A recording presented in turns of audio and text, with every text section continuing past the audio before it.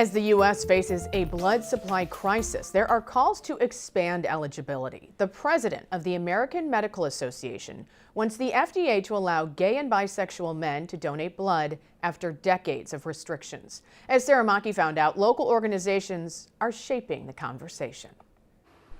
The Red Cross Donation Center in St. Louis's Central West End is quiet Monday afternoon. Open beds despite the urgent need for donors. But chimes go off when Julie DeFeo, a former nurse, rolls up her sleeve in service. In the past, it was accessible because I was always out and about and I would see blood drives. But since I saw a story on the news, I figured I should come donate. DeFeo waited 3 weeks for this appointment. She says some factors, like her COVID vaccine or a breakthrough case, could push back a donation. But some potential donors are delayed by rules regarding sexuality.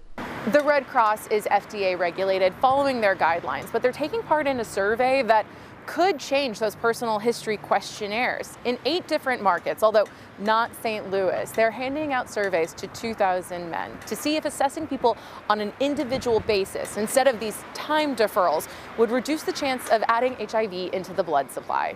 As with all FDA or government regulations, those changes are slow in coming. Pete Lux oversees donor patient services for ImpactLife. But Lux is also part of an advisory board that helps the FDA shape its guidelines. They are kind of written in stone, but fortunately we do have a chisel to help change some of that. Gay and bisexual men faced indefinite, potentially lifelong bans on donating blood when the HIV/AIDS epidemic began. In 2015, rules were changed to allow appointments for donors celibate for a year. And in April 2020, the FDA changed guidelines again, allowing donations for men abstinent for 3 months. We've made inroads in it. It just hasn't been enough. And I firmly believe that it hasn't been enough. If FDA guidelines do change, Lux estimates it would take 6 to 8 weeks to make changes in their computer system and training.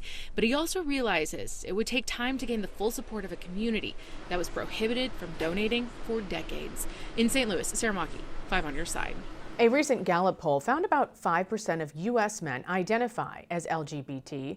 One study estimates lifting the bans could increase the total annual blood supply by 2 to 4%.